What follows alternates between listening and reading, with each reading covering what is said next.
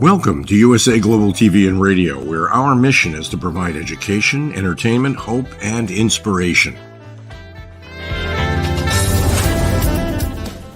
USA Global TV and Radio connects you with experts and audiences all around the world every single day to help you succeed in business and to live a richer life. Visit us at usaglobaltv.com to learn about career and life-changing training and mentoring programs like the Listening Mentor. Subscribe to our newsletter to stay informed about our special programs and offers. Discover how you can become a guest on one of our shows or a host or producer of a USA Global TV and Radio show of your very own. That's USA Global TV and Radio, where the doctor is always in.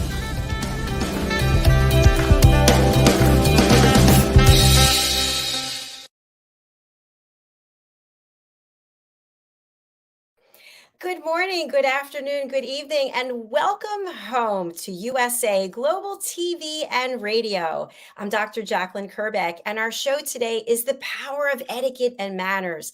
Our topic is learning how to master the rules of modern etiquette. Joining me is the star of our show, Mr. Philip SYKES, the principal and founder of the British School of Excellence. Let's welcome him to the program. Hello.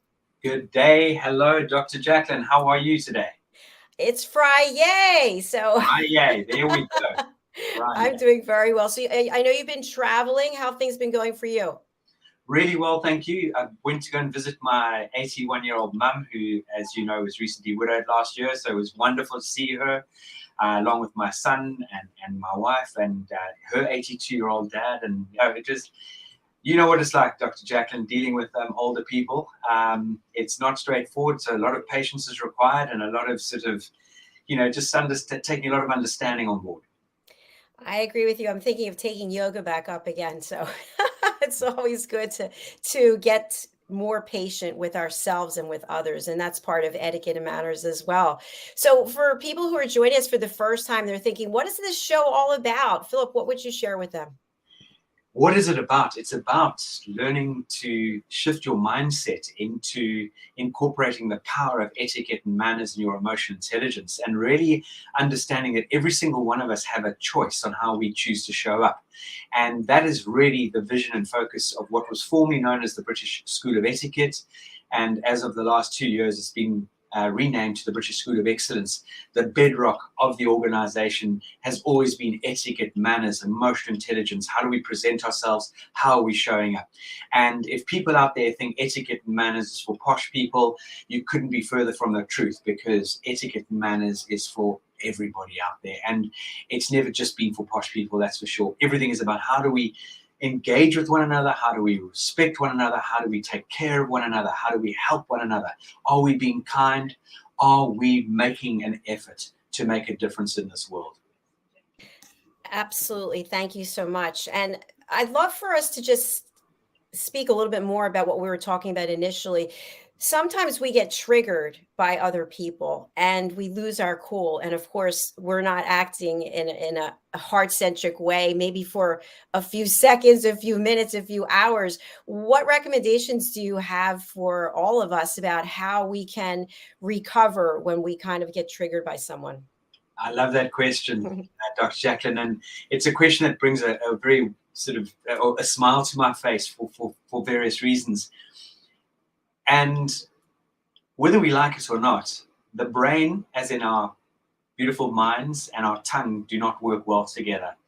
We often think something, boom, and you spit it out, and you go afterwards, oh, I shouldn't have said that, or I'm sorry, or hopefully we can learn to say sorry, but it often happens. And this is where one of the things that we've really focused on, and I mentioned earlier on in the introduction, is that etiquette, manners, and emotional intelligence, they very much fall into the same sphere. And this is something that no matter what age we are, we can incorporate what we have always utilized as a 6-second rule. Forget counting to 10, maybe as our parents said, count to 10 and take a breather. It could just be 6-7 seconds that we just pause for a moment, and then we can engage. Now, do we get this right all the time? Absolutely not. And that's where I go back to learning to apologize, especially when you know you're in the wrong, or you've overshot the mark, or you've said something that you actually didn't really want to say or mean to say, or you've said it anyway, and then you've realized, oh, that was really untoward or uncalled for. And this all triggers from allowing our mood to dictate our manners. So many times we allow our mood to dictate our manners, and anyone engaging on this amazing show that Dr. JACALYN puts together, it really does take a lot of thought to slow down and be present and to really engage in the moment, rather than be running around like a busy fool or with too much on our plates. And the 6-second rule can just give you those few precious seconds of making a complete boo-boo or saving the day. Absolutely. I agree with you on that. And I know that we've discussed this before, but I think it warrants a further discussion is when we do apologize, here's an example. Philip, I'm really sorry. Or Philip, I'm really sorry. I got tied up. Something happened. I was on the phone. I didn't realize that I was supposed to speak to you, blah, blah, blah. Is the second approach a good one, or is the first one maybe more effective? Look, we could put a lot of excuses in an apology. Sorry, Dr. JACALYN, but you did cause the friction first. That is not an apology. That is really actually taking yourself backwards about 10 steps. Just apologize and say, I was in the wrong there. Under the circumstances, I put my foot in my mouth and I apologize. That is the best way to do it. And you really need to be sincere about it. Sincerity or being authentic is absolutely fundamental in any situation. I love that you just shared that. I think sometimes when we do apologize, it can become passive aggressive also. You're saying you're sorry, but then you're putting it back on the other person. And then you're going round and round, and it's really not an apology. No, it's definitely not an apology.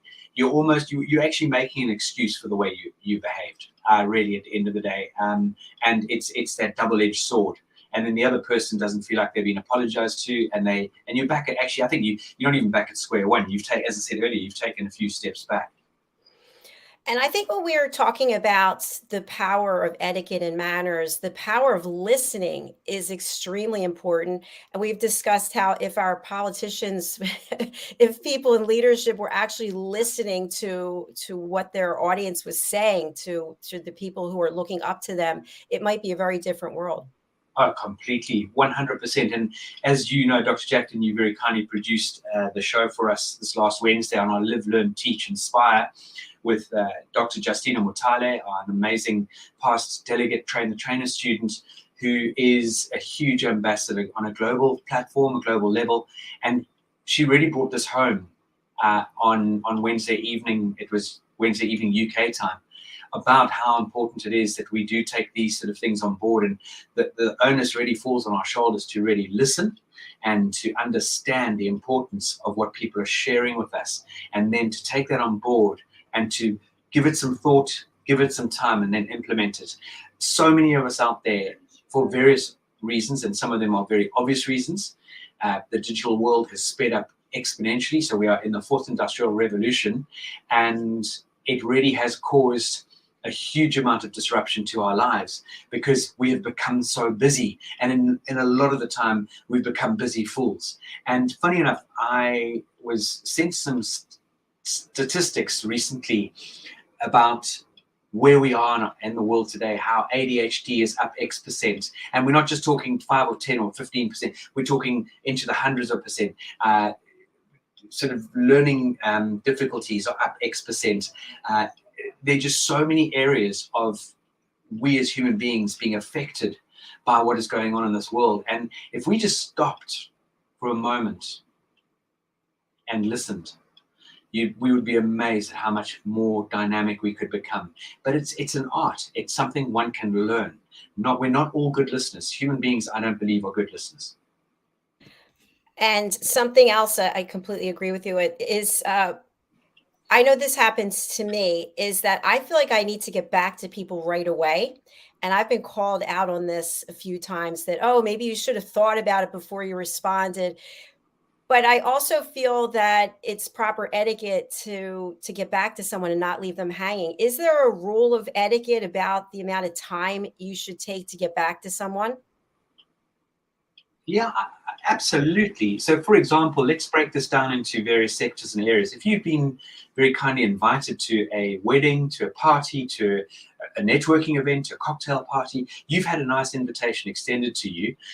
You ought to, and depending on the date, hopefully you've been given forewarning. I think within a week you should get back to that person, as long as it's not tomorrow that you've been invited on the spur of the moment. But let's say hypothetically, Dr. Jacalyn, you're invited on the 1st of July to X, Y, and Z function. Within a week, it would be the right thing to get back to the person and at least give them a heads up. I'm not sure at this stage, however, may I engage with you at the end of April and let you know if I can make it or not? Then that's great communication. When it comes to what I think you're very much referring to, Dr. Jacalyn, is we do need to sometimes pause and look at the relevance of, let's say, the message, the relevance of the call where the message was left, or the email that was sent. Give it a moment and ask yourself, is this paramount that I get back to that individual right now? Because again, we are all struggling for time, and we all get given the same amount of time every single day, whether we like it or not. So it's about finding that balance and weighing up, do I necessarily need to get back that person ASAP, or could I pause and think on this and maybe tomorrow would be appropriate? So for example, an email that's not overly important, one could always respond a day later or something along those lines. But if an email is important and that person's expecting a response, then I would action it accordingly, but I would definitely give it some thought before responding or replying. Excellent. Thank you, Philip. And also, I think that we may not think something's important. Someone else may think it's very important. So sometimes we have to know our audience as well. Definitely. That's without a doubt. And again, this WhatsApp, oh, they've read it, 2 ticks. Why is Dr. Jacalyn not getting back to me? She's read it, and you're pacing up and down. I've done that too. I saw she read it, he read it. Why aren't they getting back to me?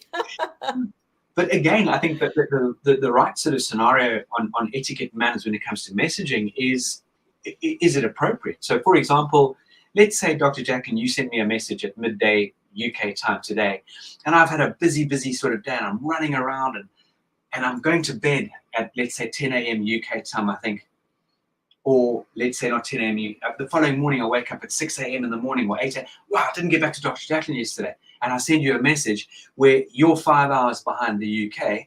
That wouldn't be appropriate, because you might, for crazy reasons, have your phone turned on and ping, all of a sudden you get woken up by a pinging noise. And I just think we need to be sensible and sensitive to time zones. And is it appropriate to send a specific message at that time? One of the ones that I love sharing, and for anyone out there who knows what that so-called hour in the day is, anyone who's got children, you know, that 6-7 o'clock scenario, and your mum phones you, or your mother-in-law phones you, or your father-in-law, that is not a good time to phone a young family. I know the phone is really there for the receiver's convenience, not the caller's, and we do need to be very much aware of when it is the right time to phone someone. Excellent point. Thank you. We do have a comment from one of our new fans who's joining us on a regular basis, Gaffa Brumley Precy. Thank you so much. Thanks for sharing this. Loving it. We're really happy to have you here. And we also have our guest backstage. I see Loretta Robinson Thomas is with us. Philip, would you like to share how you know Loretta, and we'll bring her out?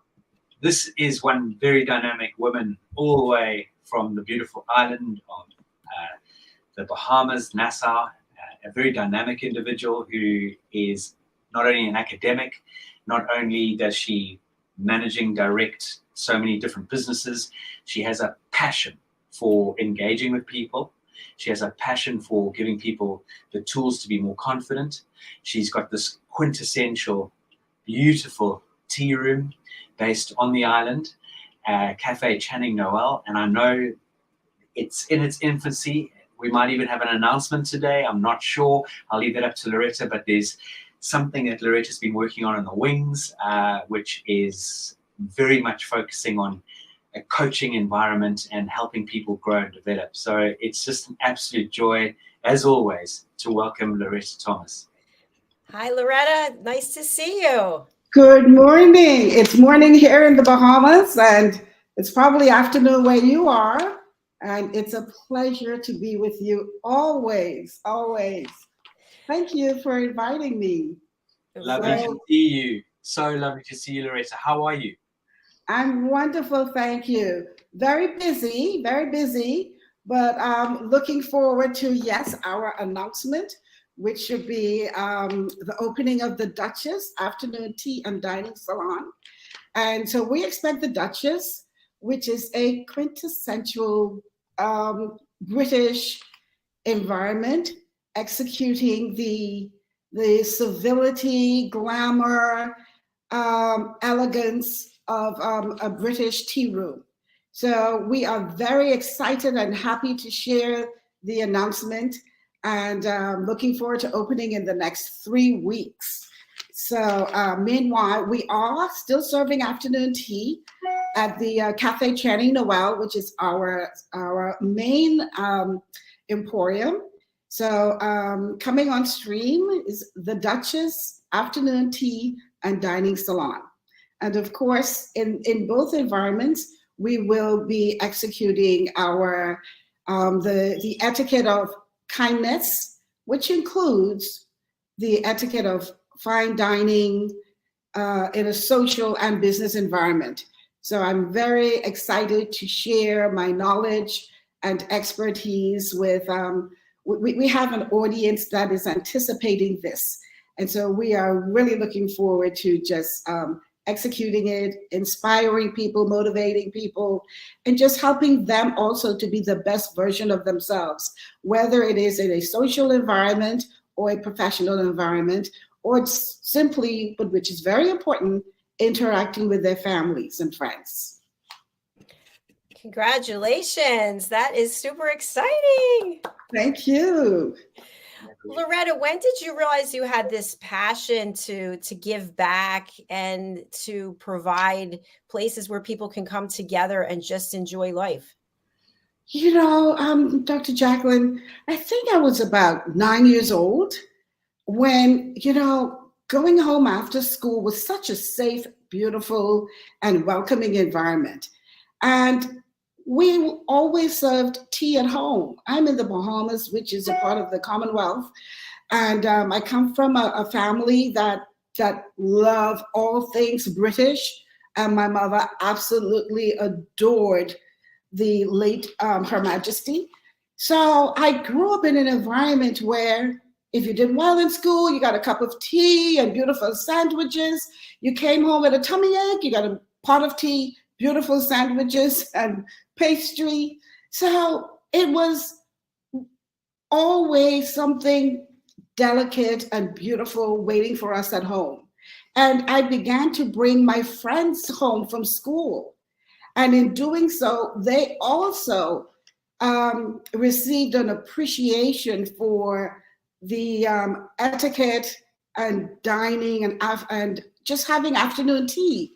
And that became even more evident to me when several years ago when I opened the Cafe Channing Noel and Patisserie, and a young lady commented on Facebook.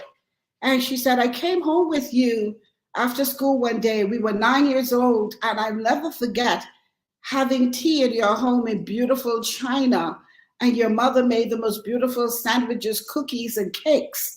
She said, so I'm not surprised that you've taken this and created a business enterprise out of it. So that's when I realized that, you know, all the way back from the age of 9, that I knew this would be a part of my life in some way. A great story. Thank you. Thank you. Just lovely. Just the fact that everyone must understand how important vision is and how important influence is. And that is really what this is about. Let's take this back to grassroots, because everything should really fall on, again, our parents guiding us and steering us. But we've lost that in many families in many countries. We've lost this because people have become so busy that the children are being brought up by an amazing nanny or someone, or that we expect schools to help raise our children. And really, at the end of the day, at 9 years old, understanding that importance of just having tea together as a family, the fact that someone remembered that and being such a fond memory. And this is what I love to call is the education around the family boardroom table, whether it is around the afternoon tea scenario, or whether it's a lunch or a dinner or a breakfast. And the power of sitting around a table together as friends, or even better, as a family, and friends can be part of our family, which a lot of them are because they're close friends. Those are the quintessential fundamental moments, and such a joy to be able to dine out on it. Excuse the pun. Yes. Yeah. Yeah, Loretta, I also think it's phenomenal celebrating women and women in business. Tell us about your journey as an entrepreneur. Wow.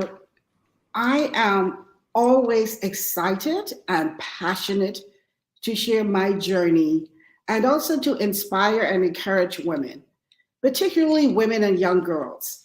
Very often, or let's say in the past, and it's becoming more often now, where women are in the forefront of a number of businesses, and we are also encouraging and inspiring our young daughters to not only just enter a room, not only just pull up a chair, but pull up a chair at the table.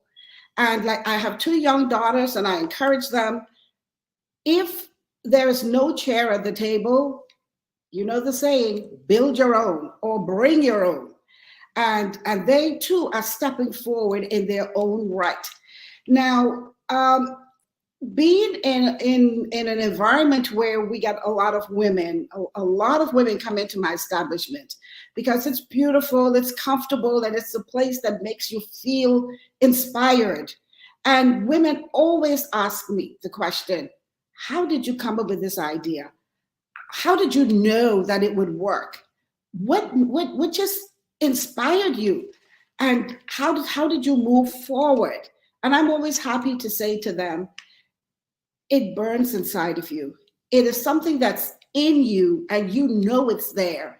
It's just bursting to come out, and you just need to hone in on it, focus on it. It's going to be the motivation. It's going to be the inspiration. Put in the work, do your research. It's going to continue to inspire you. The more you read upon it, the more you research it, the more you think about it, you're going to dream it, you're going to think of it, you're going to live it. And it's inevitable that it is going to be, with your nurturing, it's going to come forth. And surround yourself with like-minded people who are going to support you. Beware of the naysayers. Their role is to discourage you, but they too have their place. And their place is to help inspire you to success. And so I'm always happy when women ask me the questions, and when they sit and they listen, and they write to me, and they come back again and again, and they say, I'm doing this, and I need a little more help, or I need a little more inspiration or confidence. And I'm happy to steer them in the right direction. There's room for all of us. And I'd like to tell you a little story. During the pandemic, a couple came into my cafe, which was only takeout at the time, but they would stand at the door, stand outside, and we would always have conversations as to how this business came about. So therefore, we never closed during the pandemic. We were able to do that outdoor seating, outdoor dining, and takeout. And the lady, she was laid off from her work, or furloughed from her job.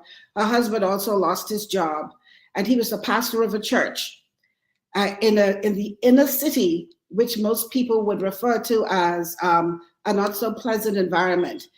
But he was the pastor of that church, and together they decided, we are going to serve coffee and tea and make tuna sandwiches and help to build our congregation, as well as gather funds to expand the church. And I listened to them day after day as they came and purchased coffee. And one day I said to her, well, it's okay for me to say it right now, but one day I said to her, I would like to help you build a cafe for your church, but you cannot share this with anyone. I'm going to give you all the tools, the knowledge, the manual, and I'm going to gift you a $20,000 espresso machine, but you also cannot share that with anyone. So they eventually opened this little cafe. And for months, she would be interviewed on television talking about having the first little cafe in the inner city. And she said, I am so itching to tell you how we got started, but if I tell you the lady who got us started is going to be upset. And after about 5 television interviews, she said, I just can't help it. I have to tell you. It's Cafe Channing Noel that got us started. They gave us not only did they give us the manual, they walked us through it. They gave us the machines. They inspired us. They lifted us along the way. And now here we are with the first cafe in the inner city, competing with a big brand further out, but still a cafe in the inner city. And today I'm just so happy to know that that cafe has expanded. It's doing extremely well. It's in an unconventional area, but the people in the community love it. The church members, they love it and support it. And I'm happy to have inspired that woman to go out and just enter a business enterprise that we know to be unconventional for women, but today we are revolutionizing what it is for women to be in business and to add our glamour, our flair, our intelligence, and our creativity to it. So I'm inspired every day. Absolutely brilliant. You also inspired me and our fan, Gaffa. I appreciate you, Loretta. I needed this piece of empowerment today. Your energy is so inspiring. Thank you. Boom. Love it. Gee, thank you. That is just extraordinary. Wonderful. And every single one of us have that in us to be able to light the fire for someone else. It's not about us at the end of the day. It's how can we go out there and do something amazing for other people. And I wish the world would understand the power behind that. I have a question for the two of you as we are talking about women in business and we're talking about the cafe and hospitality. Dealing with the public is very difficult. It can be challenging. And then, of course, when you're serving people and you've got timestamps that you have to meet and quality levels that you have to hit, how do you keep that elegance and that etiquette and manners when there's so much pressure to deliver and the public has such high expectations? That is so true. High expectations. And, I find the moment our guests, and I prefer to call them our guests instead of customers, our guests walk into the room, the expectation is elevated. They look at the environment, the music is a part of it, the decor, the seating, everything. So immediately their chest is lifted, head goes higher, and therefore the expectation is lifted. And I think once we are authentic in what we're doing, and of course, always humility and the whole idea of service. That's what we are. We are in the service industry. We're in the hospitality industry. We're here to uplift and improve your day. We're here to make your dining experience, whether it's a cup of coffee, we're here to make it memorable, satisfying, and memorable. And sometimes you come across a guest who's impatient because they just have to go right now. I need it right now, this minute. Can I have a charcuterie board? And I need it right now. And sometimes you just have to explain in a very kind and calm manner. I appreciate the fact that you're in a hurry. However, there are several other persons ahead of you, but we are going to do our best to expedite your order. And may I offer you a glass of sparkling water while you wait? And people just want to be acknowledged and acknowledged in a kind way. And they want to know that you understand them, you appreciate their time is important, and that you have an understanding that, yes, there are other people ahead, and you are going to pay special attention to them. Meanwhile, you're giving everyone that special attention. You're making everyone feel appreciated. That is so important. I love the way you describe that. That is outstanding. And for people who don't know, where is the cafe located if they want to come by? Yes. So we are in Nassau, Bahamas, the capital city of Nassau, located in the western area. We are 7 minutes away from Lynden Pindling International Airport. And we're nestled in an affluent area, but we're welcoming to everyone. So it's Cafe Channing Noel, located at Caves Village Corporate Center. And we're in Nassau, the capital city of the Bahamas. Thank you very much. Philip, would you like to comment at all about hospitality, manners, etiquette, pressure? You're on mute, though. Is that Philip? Yeah, Loretta summed it up so beautifully, in the sense you really do have to be like that beautiful, elegant swan that's floating. Yes. Be it on a lake, be it on a river. And those little legs might be absolutely going completely bonkers underneath your persona, but you've got to somehow maintain a really, really dynamic mindset. Yes. You've got to find some mindset resets, because even if it's going into the back storeroom and doing a power pose, taking a deep breath, and going out there with your new sort of zone and acting abilities and skills, it's about doing an amazing performance. And it's every single person is your guest. Every single person is an individual. Every single person needs to be treated the way they would like to be treated, not the way you want to treat them, the way they would like to be treated. In other words, just listening to Loretta's elegant language skills there. May I offer you a glass of sparkling water while we get on top of things? Or may I suggest A, B, C? Or may I offer you whatever those things are that we bring into play? Think about elegant language. So, for example, and Loretta and I chuckle at this, someone says, may I have a beautiful custard tart? No problem at all. Sure. Well, it wasn't a problem in the first place. So we really got to think about the words we are using. That would be an absolute joy. I tell you, that cream caramel tart is just decadent. It's going to melt in your mouth.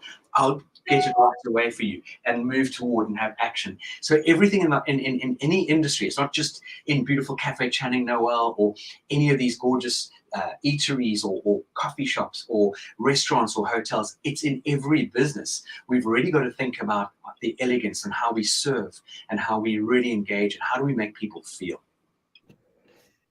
Absolutely. Absolutely. You know, something I'd just like to add to that, I worked in retail for a number of years on the side, and I also would like to encourage the people who are our guests, whom we are serving, to treat the other party with respect also. I think that is so important, because when you are serving the public, typically you're on your feet, which is challenging enough. You're running around, you're smiling, you're being as pleasant and optimistic as you can from one guest to another. And it does take a toll. So I think we should just show respect regardless of which side of the table we're on, so to speak. Absolutely correct. Absolutely correct.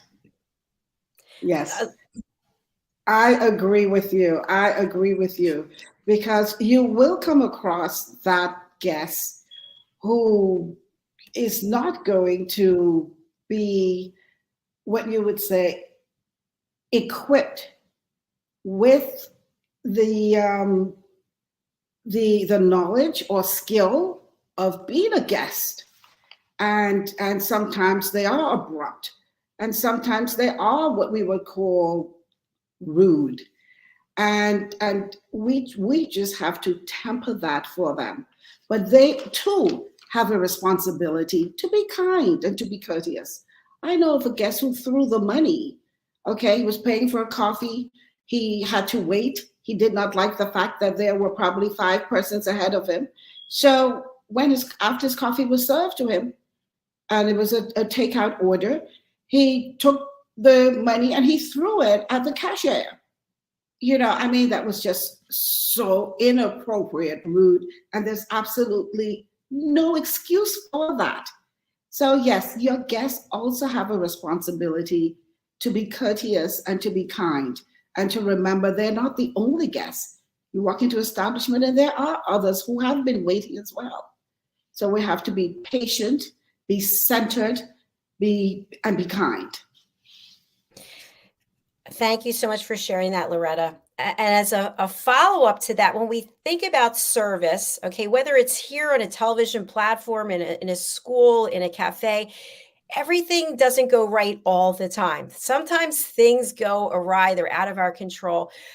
What should a guest do if they are not satisfied with their service? You just gave an example. When the check comes, when the bill comes, sometimes people will not leave a tip.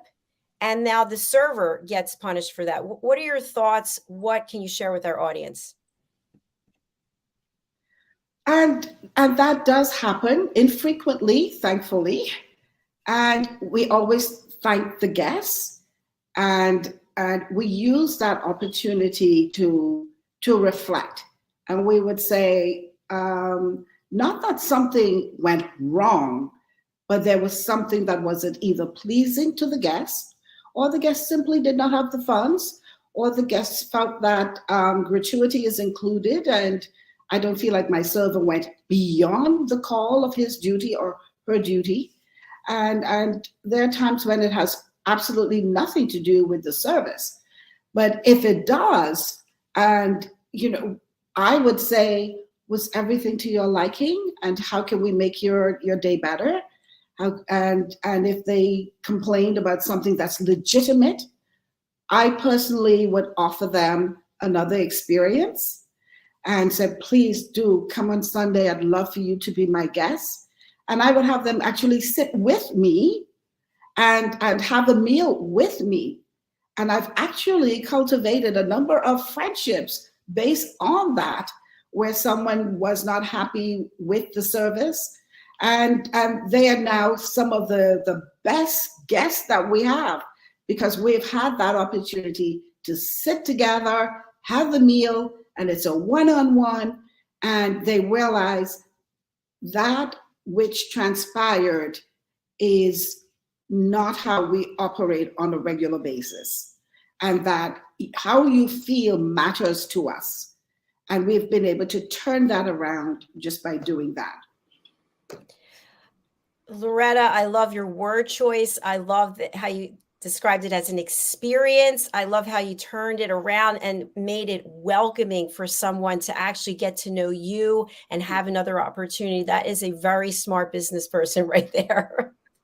Hugely smart.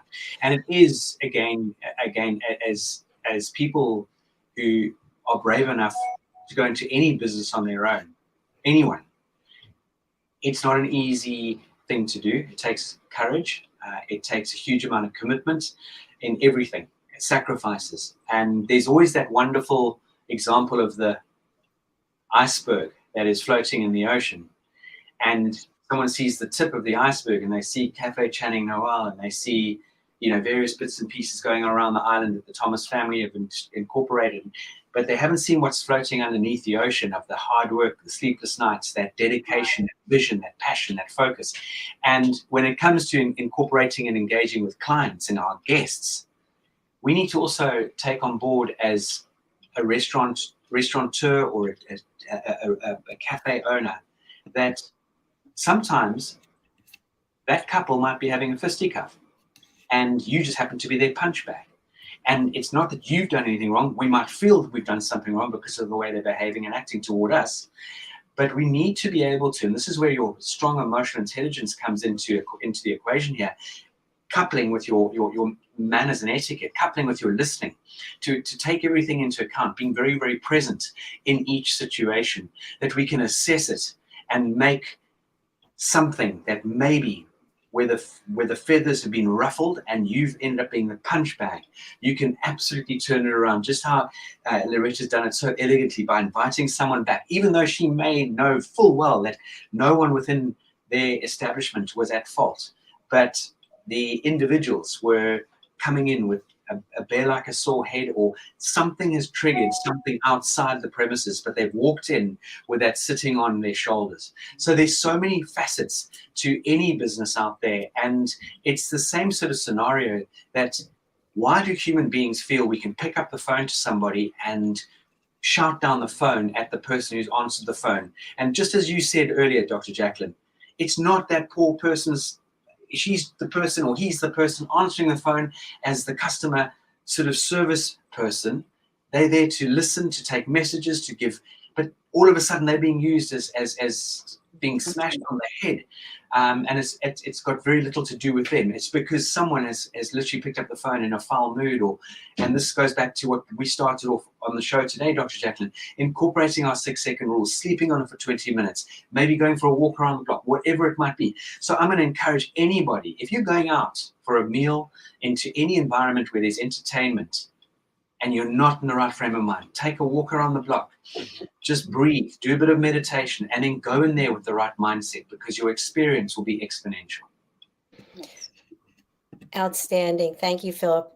Just a comment I'd like to make is I feel as a small business owner, we really are the face of the business, the face of the brand, and any interaction that we have as a brand ambassador can really make or break our brand.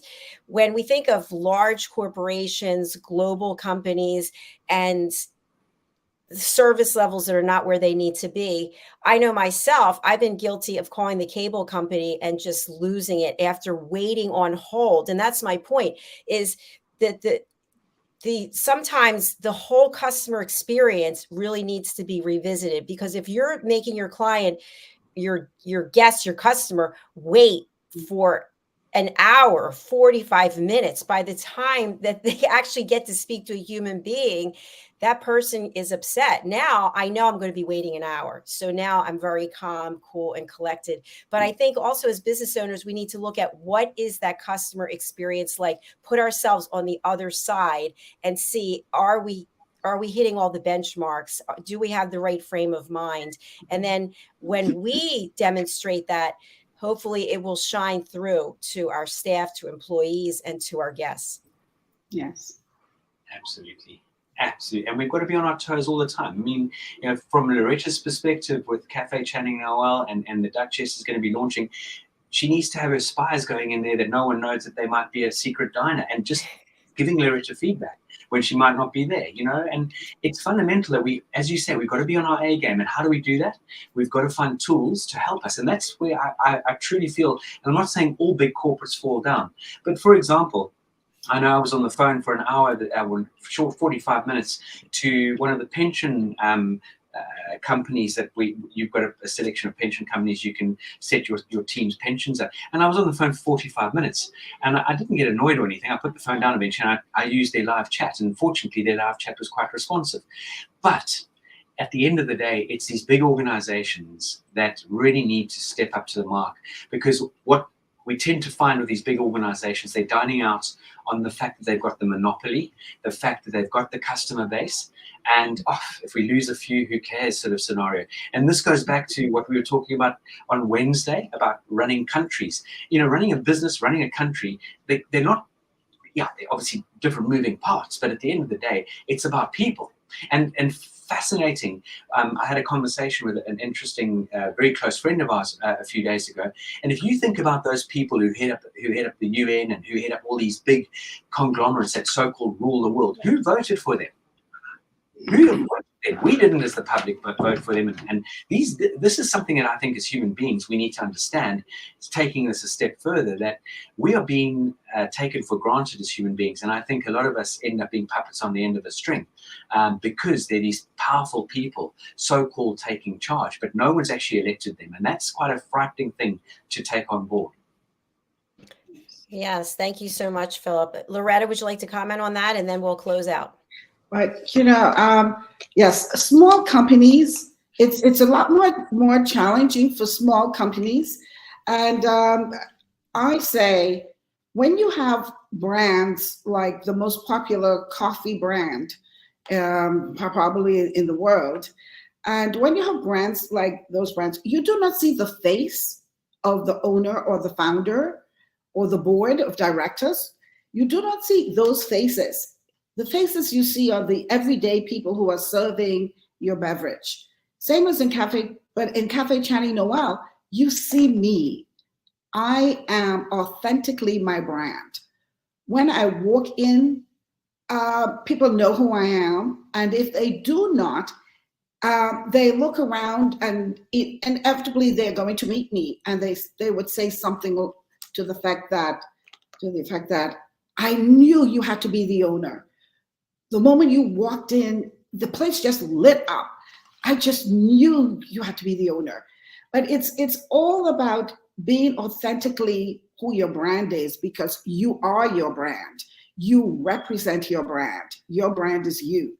And everything you do and say must reflect who you are, your mission, what you stand for, and everything about your establishment. So I put great effort into touching each table, because I want them to know I'm here and I'm here for you.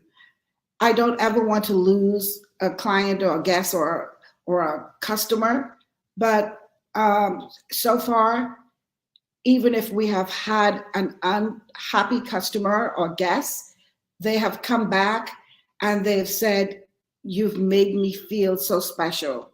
I'm so happy to come back and bring others with me." That is so important. You know, larger brands and larger companies, they're not concerned about losing 10 clients, because they know for every one they lose, they probably get 100 back. So smaller companies have a more challenging, I would say, they're in a more challenging service industry, because you do not want to lose a guest, and you certainly don't want your guests out there commenting on social media about a negative experience they have had. So therefore, it's so important that we address any unhappy or unpleasant situation. We address it immediately, and we want to prevent that from going out there and permeating social media or any media, or just sharing unpleasantness. So it's important for us to mitigate those circumstances. And for smaller establishments, it's extremely important that we just get on it right away, address it right away, and turn that situation around. And so far, we've been pretty successful with that. Wonderful. Thank you so much, Loretta. I sense some other topics that we can definitely discuss with you. We'd love to have you back, and we wish you all the success in the world. We have your contact information here for Instagram and also for Facebook, Yes. Cafe Channing Noel. So thank you again. Anything else you'd like to have people know in order to reach you? Well, the Duchess. Watch out for the Duchess. The Duchess Afternoon Tea and Dining Salon. In 3 weeks, we're going to be open, and persons who would like to make a reservation to join us for afternoon tea, and especially with the celebrations coming up with the coronation of of course, King Charles, we are going to have a celebration, a coronation afternoon tea.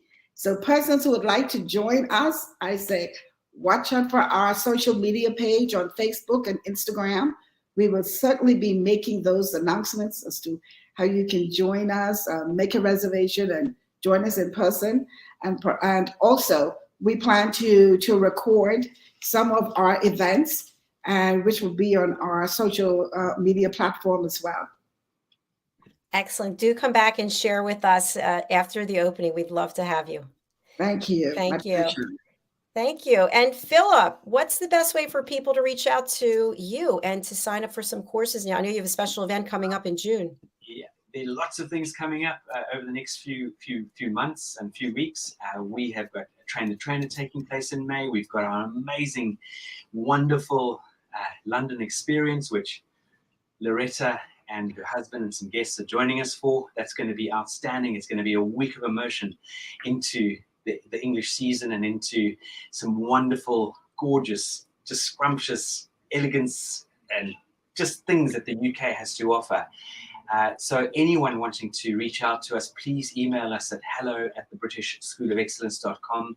Look at our website, which is thebritishschoolofexcellence.com, and engage with us. We would love to have a conversation with you at any point in time. We are fastidious about being excellent and being better than we were yesterday.